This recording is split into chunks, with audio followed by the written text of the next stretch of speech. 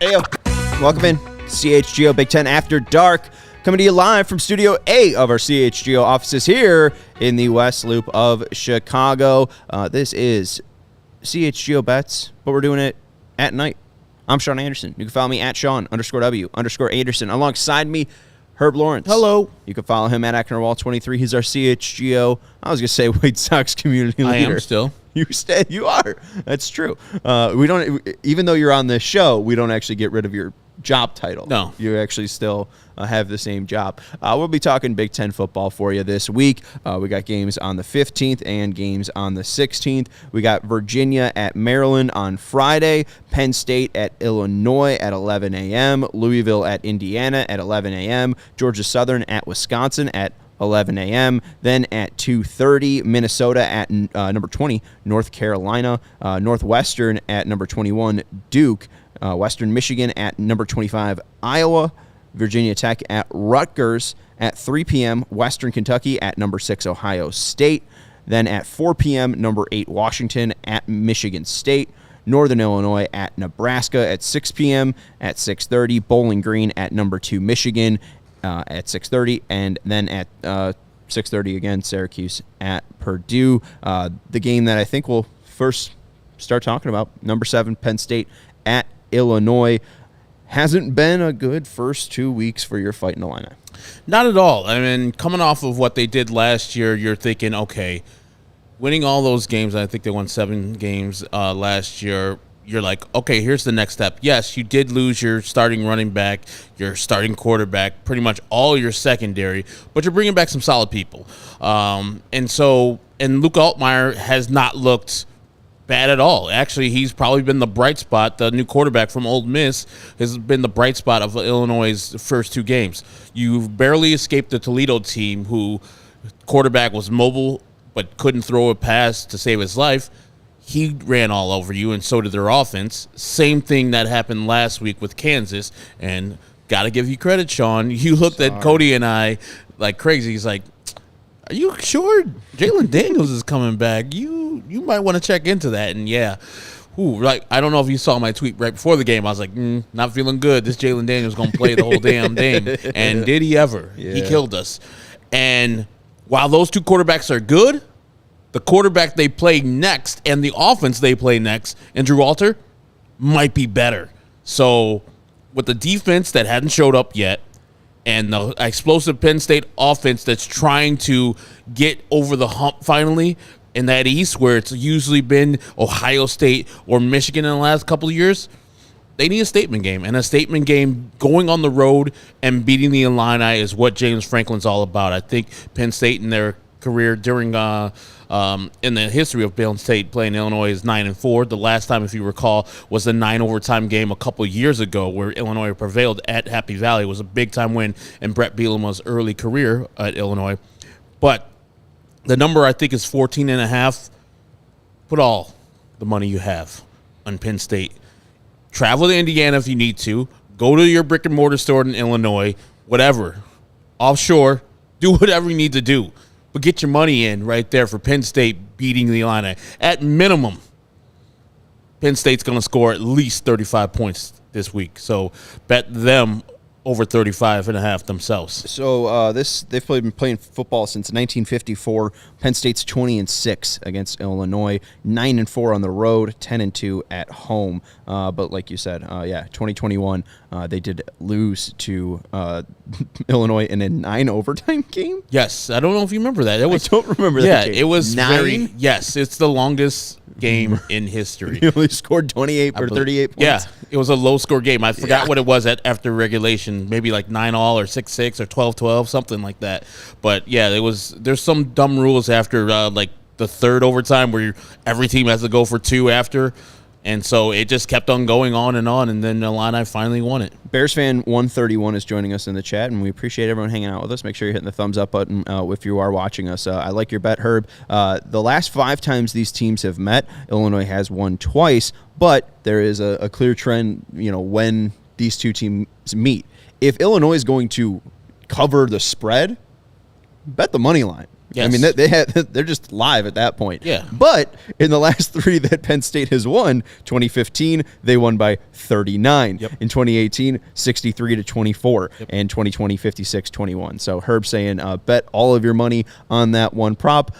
You do have 2 more bets. I don't know if you really believe in that because you got, again, 2 more bets to give out. But hey, maybe 75% of the bankroll. Yeah, there's a lot of the bankroll you're going to put on this game and then save a little bit because there's an instant bet. Whenever you see the number, and I'll tell you later, you instantly bet this one. And I'll tease you later on. I don't think I saw. I feel like we would have had the. Oh, we do have the same one. All right. Well, yeah. We'll save that for last. Yeah. Yes. All right. I will get to this one because it's going to start at 6:30. Navy versus Memphis. Memphis is 2-0. Navy's 1-1. This is not a Big Ten game, but it is a Thursday night college football. You might be watching Thursday night NFL. You might be watching Thursday night college football. You probably aren't watching the White Sox, but this line is 13. It started out at 15.5 for Memphis. I'm on the Tigers. You're getting closing line value for the Memphis Tigers. It's just a smart bet. Navy is bad. Memphis is good. And Memphis can score. Navy cannot. So, by that math, we are going to bet Memphis to win by 13 or more. And I don't think that will be a sweat. I won't watch that game. God bless.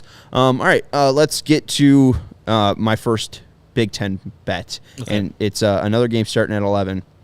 Louisville at Indiana. Mm-hmm. Brian Brom.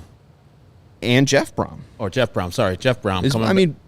Jeff Brom's the head coach. My bad. But Brian not with him? Probably, but Jeff's the main guy. Probably tight. But, versus Indiana again. Wow. Yeah, Jeff Brom versus Tom Allen. The old Oaken Bucket. Yeah, it's a matchup that's happened before. And Jeff Brom really hasn't had that much success against Tom Allen. I had the numbers. I listened to the numbers, but it's Indiana versus Louisville. I thought it was going to be a tighter number. You saw Indiana not really be afraid of Ohio State. They were able to keep that, but a 20-point game, and their defense looked all right. I just think that they'll be able to keep this close. And the fact that you are getting 10 and the hook, I'll take it. I think Indiana can keep this a 7-point game. I don't think Louisville's that good. I think that Jeff Brom is still getting situated at Louisville, going from Purdue to Louisville, and Tom Allen at least has a solid defense and has seen Jeff Brom before. So I'll take the college kids to not blow out one another. It's probably going to be a tight, sloppy Louisville Indiana game that, again, no one's going to watch unless you're a Louisville or Indiana fan. And this is in Bloomington? Yeah, in Bloomington. Oh, wow.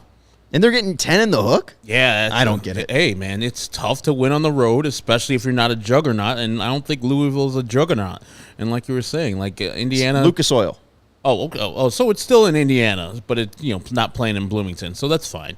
I still will take the 10 in the hook with Indiana. It's a good play. And that's at -118. So, hey, if you want, go find that. And you can actually bet on that on your phones if you're in Illinois because it's not featuring any Illinois teams. Shout out to Robbie, who's hanging out with us in the chat. What's your next bet? My next bet is a one in the Big Ten, of course, but it is a familiar foe for these Michigan State Spartans. All the turmoil they've had this week with Mel Tucker and that ridiculous-ass story. Mm-hmm. I mean, why is he not fired already? Whatever. But to investigate, even though he said, I did it. I did it, yeah. I mean, what are we doing? We are still trying to find who did it. What are we doing? But a familiar foe in Michael Penix Jr. He has played. This is the 6th year of playing football because of the COVID years and the transfers and such like that. Experience. He is playing his 6th year and his 2nd at Washington. The team that he has played the most and had the most success versus is Michigan State. There you go, Michigan State. He has 9 touchdowns and 2 interceptions in the 3 games he's already played versus Michigan State, and his 4th game won't be that much different. And so they have put up big-time points, and I think, yes, I just said that laying all those points on the road is always a difficult thing.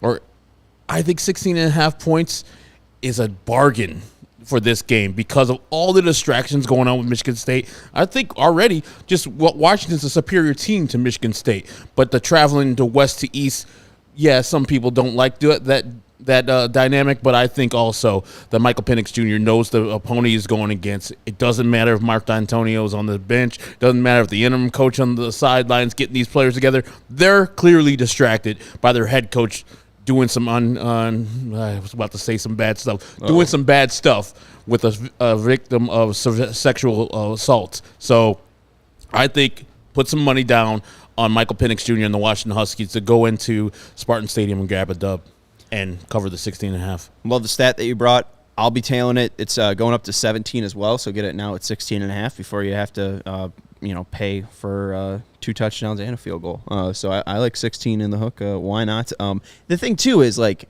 Mel Tucker, not only is he stupid yes, for, just being a creep, but also a bad football coach. Yes. And like, I don't know why he paid him that money. And he was trying to act like he was Ohio State at Michigan State. Like, the whole point of Michigan State was like building a program, developing players. He can't do that. And whoever the athletic director who signed him to the $90 million deal after 1 year is an idiot. Because then he started a chain. Everybody looked, it's like, who? Mel Tucker's making $90 million. They called their 80s immediately. It's like, hey, Mel Tucker's $90 million. And then their 80s like, okay, cool. And then money just started flowing past everything. So he started all this stuff where college coaches are getting paid and going places that they shouldn't be going because he was no good at Colorado, jetted there after 1 year, and really he's been no good at Michigan State, and I hope he gets fired. They're probably trying to just find a way where they don't have to pay him his $90 million or whatever's the remainder of that contract. Right. Who would you rather have, Deion Sanders or Mel Tucker? Oh, my God. They lucked out. Man, Rick George, Mercy. What a great pickup by the AD of Colorado. Deion Sanders has brought, if only they win the 2 games that they won already, which that Pac-12 schedule, it's no punk. Next week versus Oregon is going to be tough, but they're going to beat the hell out of Colorado State this week. I don't know if we were going to talk about that. And the excitement there, like they switched the big noon Sunday. It was supposed to be at Penn State, Illinois in Champaign. Rightfully so. They're smartly moved it to Boulder to cover there, and the excitement going on in Boulder. Isn't game day?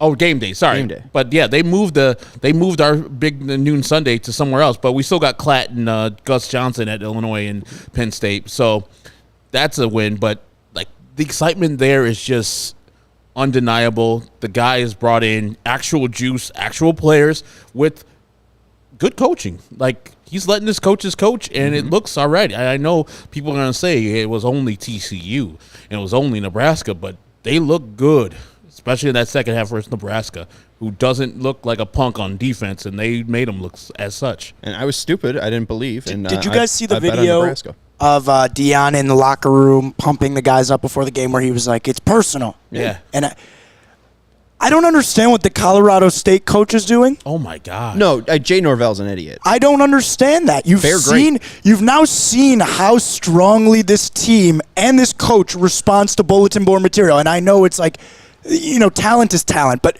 clearly they've got a chip on their shoulder. What are you doing? But so even then, the guy that they're playing next week, Oregon, Dan Lanning, he had said that earlier, it was talking shit too, saying that Colorado has never won anything. They never won anything in the Pac-12. Right, that's which is fair. Hey, that's a fact. But don't give them anything. Just like the one thing that is like elite on that Colorado team is Deion. Yeah. Is Deion just being the pro wrestler, hype man that he is. I mean, Deion Sanders could sell, bottled water to a Hinkley Springs CEO, man. I mean, this man has the confidence of a god. Look at his life. Look at his career. Like, he was a highly recruited guy at Florida State, dominated there, both on the football field and the baseball field, played baseball in the World Series, played in the Super Bowl. Like, he's won multiple Super Bowls in his career, and then pretty much out of nothing became a college coach. He was a high school coach at a failed place, a prime prep down in Texas. Then he went to Jackson State and made them from nothing to something in 2 years, and has gone to Colorado, a 1-11 team, and made them 2-0 and one of the darlings of college football that everybody wants to see. Whatever they do, he's a polarizing character, And that's good for college football. That's good for Colorado because even when he does leave, and he will leave Colorado, he'll leave him in a better spot than he arrived at. Yeah, and I don't think he's ever going to go to the NFL just because, I mean, his shtick is always going to work in college. Yeah. It doesn't work with grown men. Yeah, I mean, once these guys make $75 million, I mean, they got other things they're worrying about. Since we're talking about Colorado, let's just cross this off. Let's go to the graphic. If you heard Joey saying, it's personal now because Jay Norvell was saying that Deion should be taking off his hat and his shades. Shut up, Jay Norvell, you dork. Wearing a visor. This man is always wearing a visor indoors, and yet he's talking about Deion Sanders. Mind your own business. And decorum. I like garbage. How does he coach? Oh, yeah, I was told to take off your hat and your glasses by my mom. Well, tell your mom she was wrong. Shit. You 60-year-old man? Shut up. I mean, old man yells at a cloud. Deion's, I think, 62, but he's cool. Yeah, I know. And this is, and like you were saying, like Joey was saying, they could have slept and said, we're going to beat Colorado no matter what. It's going to be fine. We're going to have a good game. No one's going to have eyes on us. And this is not really a state battle. No one in Colorado battles with this, University of Colorado this year, Air Force, Colorado State, etc. But now, as he said, and you put the tweet out, it's personal again. Mm-hmm. They're attacking their coach. And yes, football programs are cult-like. And if you attack their coach, they're going to go after you. You see what we were talking about with Michigan a couple weeks ago. Even though it was self-imposed, a school-imposed suspension for Jim Harbaugh, the players after was like, we want our coach back. Our coach doesn't deserve this. Free Jim. We need him. That's what these are cult-like figures. And if you go after one of them, their players are going to be in, especially if a winning coach like Deion Sanders and a cult personality like him. Man, they're going to be going all out, and Deion's going to be putting foot to the pedal down on that right pedal. He's going to be 70, like as Brandon Stokes says. It's in Boulder. I'll take Colorado by 13 in the first half. That place is going to be shaking. Colorado State sucks. They don't have Deion Sanders as their head coach. They are screwed. And they don't have Nebraska's traveling party. You know how Nebraska, right, yeah. That place it was a 50,000 seat stadium, and Big Red shows up a little bit, and you could see in the crowd. But this is going to be all black and gold, a smidgen of green. It's going to be only Moses Marino. Even then, Colorado State really didn't think about this because they're green and gold. Yeah, so their gold's going to blend in. Yeah, stupid. It's going to be wearing green. Fools. Anyways, let's get into my next Big Ten bet, and then we'll get into our shared bet here. Western Kentucky University getting 30. Yeah. Okay, so here's the thing. Ohio State. I get it. They're the Buckeyes. Who's playing quarterback for them? And is he any good? They have played Youngstown State and Indiana. Yeah. And have won by 23-3 and 35-7. What I know about math is none of those are 30-point victories, and you are going up against Western Kentucky, who is better than both of those teams, who has a senior quarterback who I think is one of the ones that have been playing for 6 years, Austin Reed. He's only been there for his career started in 2019. He's an old senior, all right? So I'm going to go Western Kentucky to cover 30 because I don't trust Ohio State's quarterback situation, and I think that Western Kentucky can handle the threat of going into Ohio State. What can you lose? You're Western Kentucky. And I think Ohio State's looking to next week for Notre Dame. Yeah. So let's go. Hilltoppers. Might even sprinkle some money line. I don't even know if books will take a money line bet on Western Kentucky. I might just do it. Let's go. It'd be hilarious. And I don't trust Ohio State this year. They have not looked good. I wish I could say I don't trust them, but Ryan Day has always come and developed quarterbacks. And maybe they finally get it through in week 3, but it hasn't looked pretty yet. And I don't know. That's 30 is a lot. And like you said, Western Kentucky probably is going to get beat by 20+, but 30 is a lot of points to be laying. And they haven't shown the ability to score a bunch of points like our traditional Ohio State team would be doing at this point. Like, they'll be smoking Indiana by 50. Doesn't matter where. And a school... sorry about that. A school like Youngstown State, they would smoke the hell out of too, and to only win by 28, that's not big enough. Yeah, Western Kentucky, I would take that too. It's a good bet. And two, I mean, again, Austin Reed can backdoor that. So, I mean, 30 is just way too much. Let's take a quick break, then we'll get to our shared bet. And Mailman Jack, you should always get pizza, especially being on the south side. Milano's, a little well done, pepperoni and onion. Yeah, you guys like your pizzas well done. That's weird. It's the best way to do it, in my personal opinion. But also, I'm a doughy guy. If you're getting both on the body and the pizza, I hate dough. I like a crisp crunch. Which I don't know. All right, Eric. Does he live like in your area, like in the Milanos? Yeah. Well, I mean, funny enough, I've seen Mailman Jack on his mailman route. Wow. I have never stopped and said hi because I'm always just like, I was like younger too. So now that I'm, with a little bit more experience, Mailman Jack's complimented my legs a little bit more. Maybe next time I see him, I'll stop. But I was just like, oh my God, Mailman Jack. That's there he is. Him in the flesh. Yeah, it's weird because that's him. He sees me doing my job, and then I see him doing his job, and it's odd. It's bizarre. Anyways, Jack's name is really not Jack. It might be John. Yeah. Most Jacks I know are Johns. Yeah. We're going to take a quick break. Football's back. It's in full swing with another week of epic games. And who's got you covered on the action for every single one of them? DraftKings Sportsbook, an official sports betting partner of the NFL. New customers can bet $5 on football and get $200 instantly in bonus bets. We're giving you free bets right now. Herb and I are going to like a bet so much that we're sharing it. So you got to go sign up if you haven't yet at DraftKings Sportsbook and get $200 instantly in bonus bets. Nobody's missing out on the action this season. All DraftKings customers can take advantage of 2 new offers every game day this September. Get in on the NFL Week 2 action with DraftKings Sportsbook. Download the app now and use code CHGO to sign up. New customers can bet just $5 and take home $200 instantly in bonus bets only on DraftKings Sportsbook with code CHGO. The crown is yours. Gambling problem? Call 1-800-GAMBLER or visit www.100gambler.net. In New York, call 877-8-HOPE-NY or text HOPE-NY 467-369. In Connecticut, help is available for problem gambling. Call 888-789-777 or visit ccpg.org. Please play responsibly on behalf of Boot Hill Casino and Resort in Kansas. 21 plus. Age varies by jurisdiction. Void in Ontario. See sportsbook.draftkings.com/football. Terms for eligibility, terms, and responsible gaming resources. Bonus bets expire 7 days after issuance. Eligibility and deposit restrictions apply. I know we're talking about college football, but hey, let's sprinkle some NFL bets while we have you. I got a 4-leg parlay. I got some free bets on a different sports book. $2 on these parlays.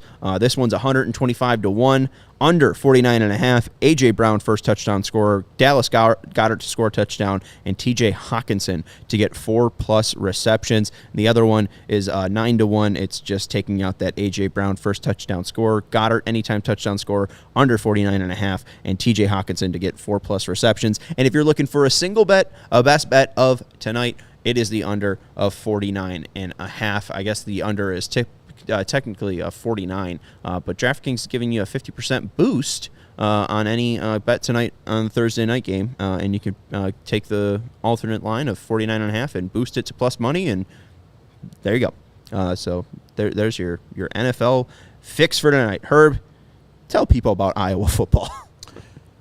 I want people out there, when you're cars or you're listening on this podcast or watching right now, to guess how many times last season did Brian Ferentz's Iowa Hawkeyes, he's the offensive coordinator who needs to score 25 points, average 25 points for the year, which he hasn't done in his first 2 games. He has not got to 25 points yet versus Iowa State and University of Utah State.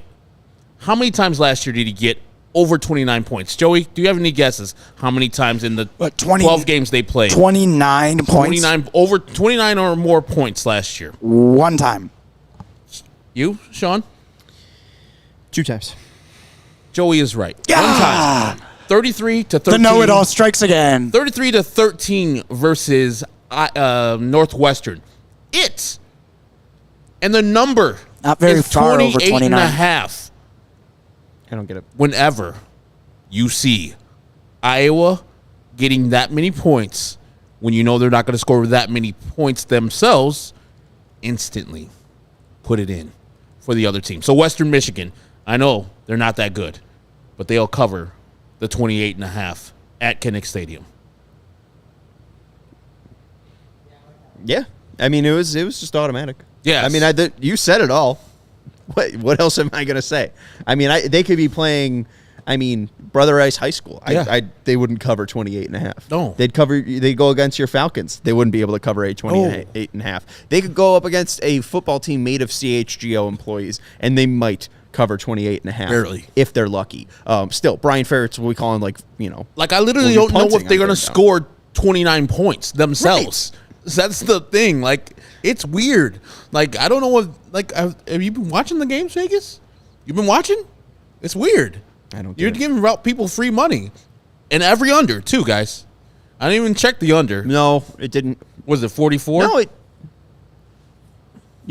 did hit because it was 36.5, and it was 33 yesterday or 33 last week. Under. Yeah, wow. Yeah. I thought it was impossible. I thought they actually hit the over. God, no, under. You can't go low enough for Iowa football to actually make a over. And they're probably looking ahead to Penn State too. I mean, again, this team is not. When was the last time they scored 29? That was the game, I believe. Under 42.5 or 42. Northwestern. Yeah. October 29th, 33-13. Yep, that was the game. The only time last year. But they didn't. And they still didn't because they didn't. Northwestern scored 13. Yeah. This team's a joke. All right, so yeah, bet against Iowa, fade Iowa. Any other bets you got for us, or are you tapped out? I'm tapped out for today. I got one more. Okay. One more bet for college. And hey, you could sprinkle on the money line for this team. And shout out to Tom Fornelli. We are fading the state of Iowa again because Ohio is a wagon. They are getting Curtis. I thought it was O'Rourke, but that's, I think, just my Irishness being excited that it might be. I think it's Curtis Rourke. But, hey, Curtis O'Rourke, a good old lad.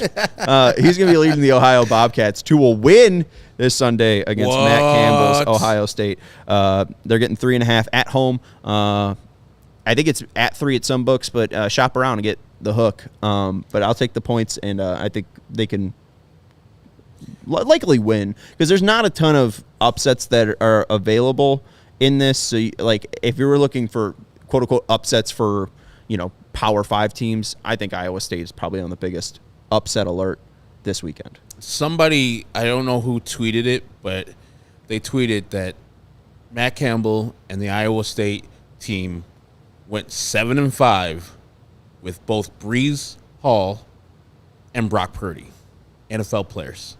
It's what is this, DePaul? What the hell is going on? Maybe Matt Campbell's not that good of a coach. And Matt Campbell's known for defense. So it's you had two studs on offense. Yeah. And you couldn't figure that shit out. And they chose to go to Athens? This is at Ohio? Yeah. They chose that? I think it is. Why? I don't know. Yeah, those are deadly games when you go home and home. When you go to the Maction. Was it a home and home? I don't know. It must have been because Iowa State don't have to do that. They're not the top of the tier of Big 12 schools, but they're going to get somebody else to come to them. Oh, my God. Yeah. Oof. And my guy Curtis, again, he's one of those 7-year seniors. So, again, you just got to watch out for those dudes that are 25. It's good catch right there.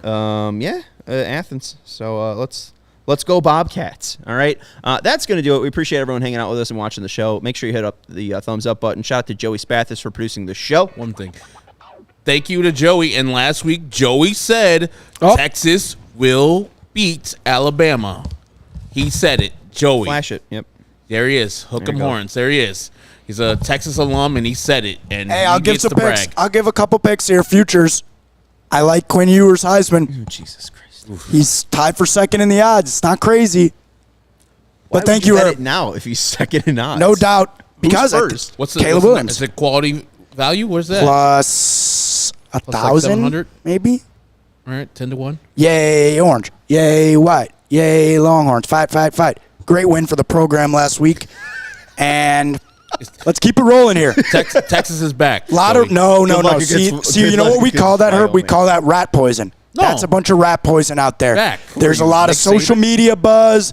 They tried to, the post-game reporter went up to Ewers after the game. They said, they're saying a lot about Texas. What do you have to say? They're begging him to say Texas is back. We're not going to say it. We're going to win one game at a time, 1 week at a time. Back. Control our own destiny. Let's do it. I could say something mean about Steve Sarkisian. Not mean. I know, just that's very AA thinking of. Is it? What? Never Oh, mind. the one day at a time. Yeah. Anyways, Hey, that game. good for him. That game. One of the best. One of my favorite sporting events. One of my favorite football games that I have sat down and watched start to finish in a long, long time. Hey, you finally beat the bugaboo was on your chest forever, and it seriously thinks that Texas is back. If you go to Alabama and grab a road dub, that doesn't happen. Double I don't digit think dub. that's happened maybe ever in Nick Saban's time. So No, especially not against a rare thing. former assistant. Very rare thing. Double digit. It was a great win for the program. Hopefully a signature win, statement, and let's build on it. Control our destiny. Are you the PR speaker for Texas football? No. Like, are you like the? Hey, did I mean, you swear to like. I'm telling you guys. Boost You heard Texas it. football in the state of Illinois? I think in April we're looking at Quinn Ewers' top 5 draft pick. Jesus, end the show. I'm telling you. All right, Thank we can you, end Joey it. Spathis, for producing the show, and now he can end it because he got his Quinn Ewers as a top 5 NFL pick. Edit. When's Arch getting a snap? and there's the year. end right there. Quinn Ewers, former Ohio State quarterback. That's true. And Ohio State could have been great if they just had Quinn Ewers here. He but could just no. hang around and just waited for his people to graduate. Texas is back. Good night.